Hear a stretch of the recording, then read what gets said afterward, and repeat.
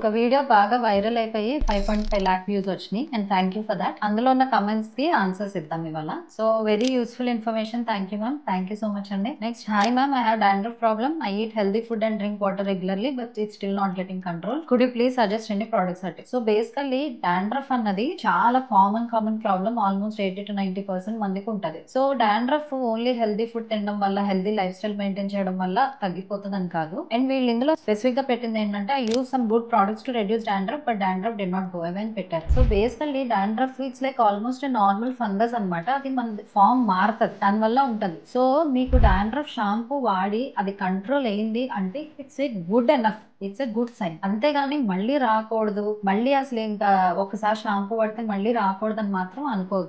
Just like అంటే మీకు ఏదైనా సపోజ్ బీపీ ఉందనుకోండి, టాబ్లెట్ వేసుకుంటారు కదా రోజు, ఇది కూడా అలాగే అనుకోండి. ఒకవేళ డాండ్రఫ్ తగ్గిపోతే షాంపూ ఆపుతారు, మళ్ళీ వస్తే మళ్ళీ రీస్టార్ట్ చేసుకోవచ్చు. దానికి అసలు ఏ విధమైన ప్రాబ్లం లేదు.